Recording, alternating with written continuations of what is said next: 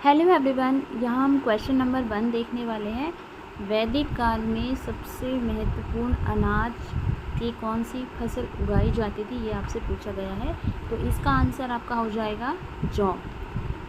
पानीपत का जो प्रसिद्ध विश्व युद्ध है वो कब लड़ा गया? तो ये 1526 में लड़ा गया था और इसका आंसर सबको पता ही होगा।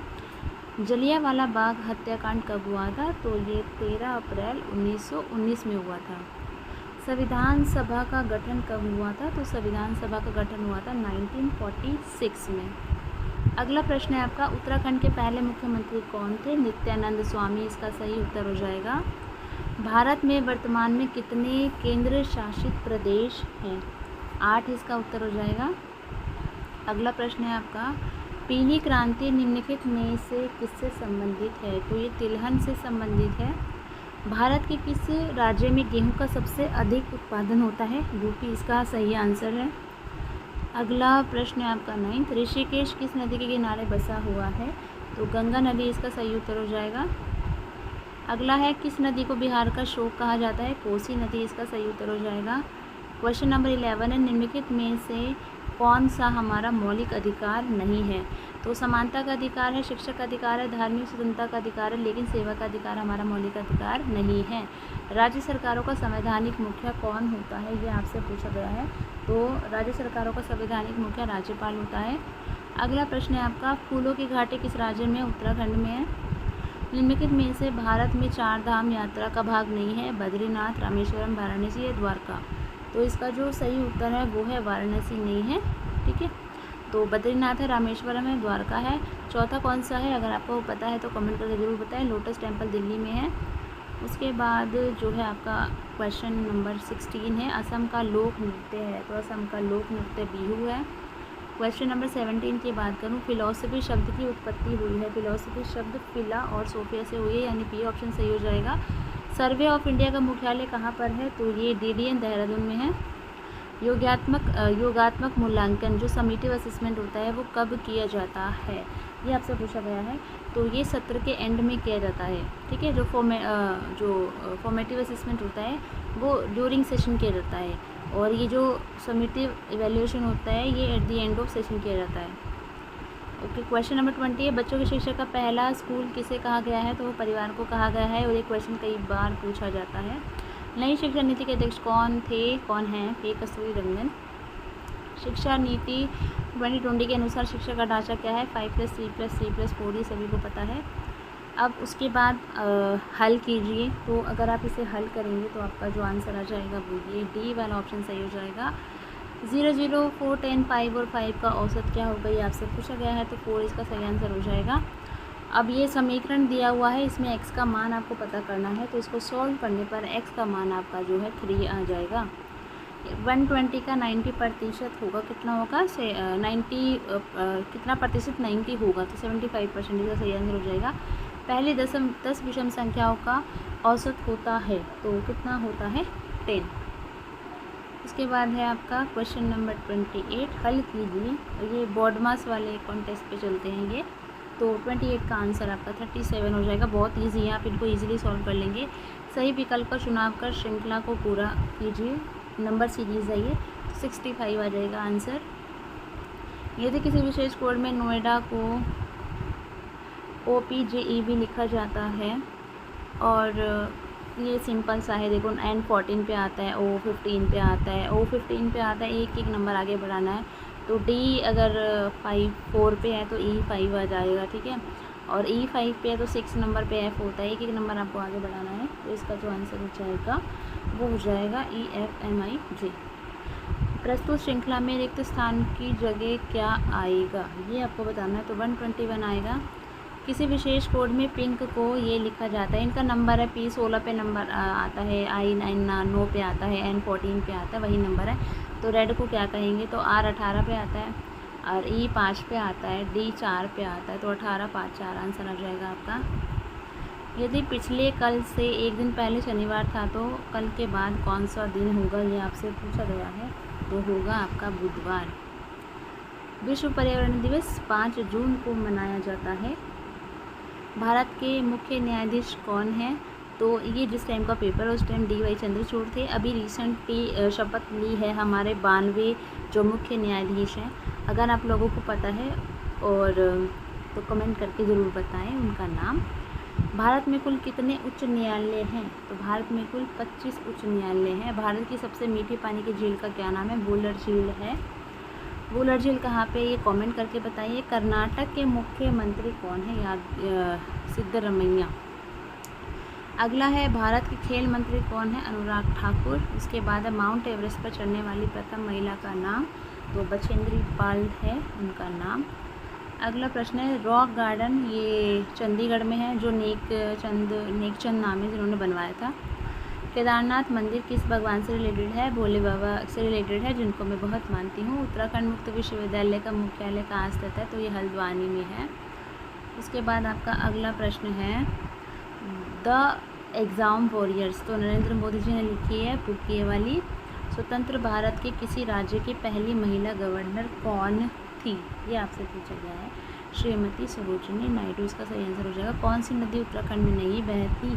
तो सतलुज नहीं बहती है। अलकनंदा, यमुना, गंगा तीनों बहती हैं।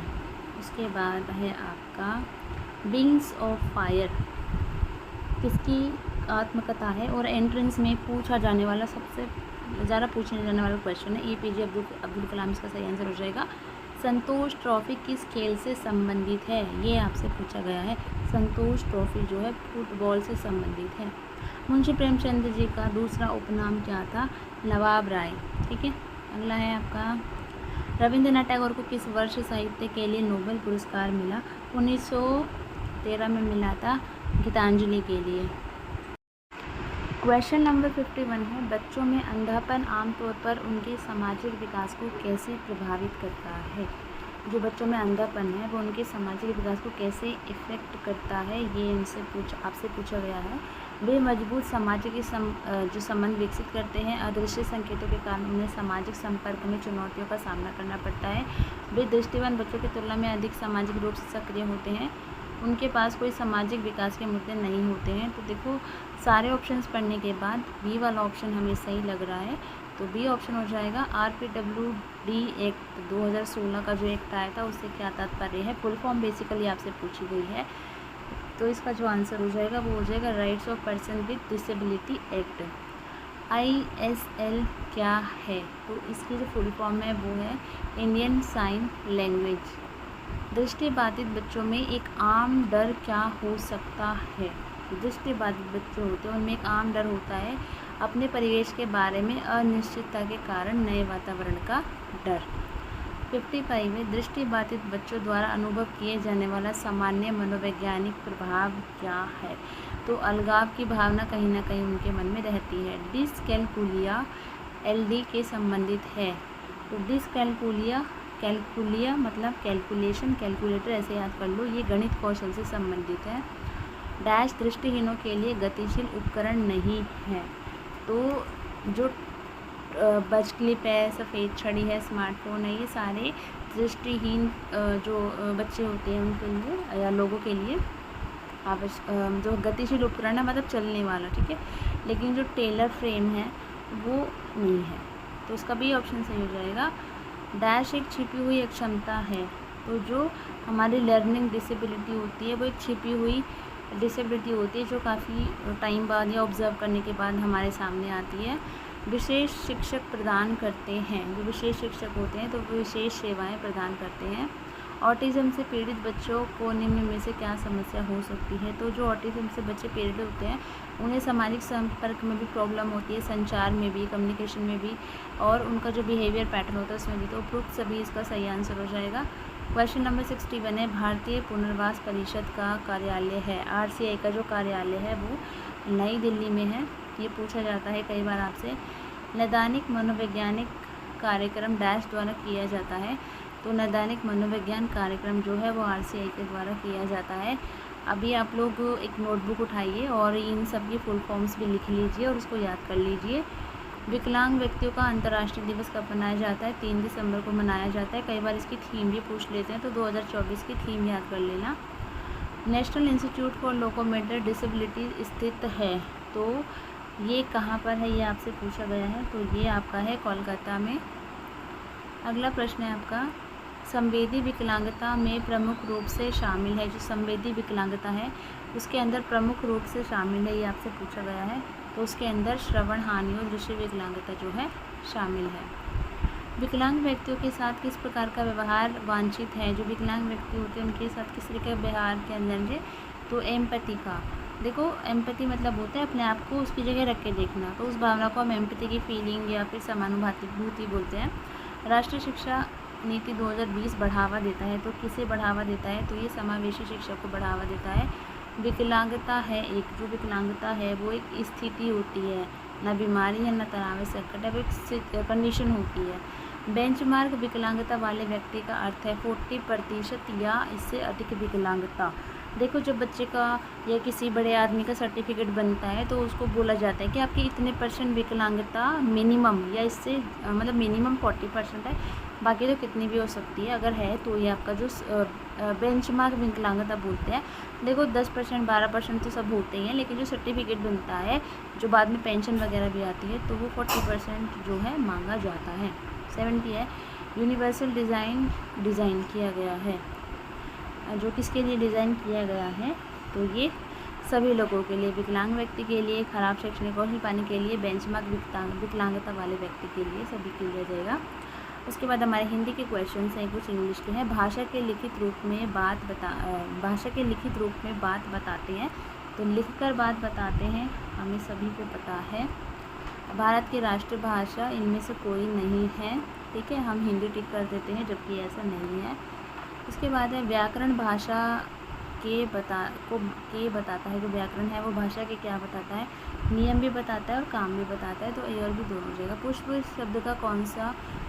कौन सा शब्द तत्सम है, ठीक है, फूल तत्भव हो जाएगा, पुष्प जो है वो तत्सम है।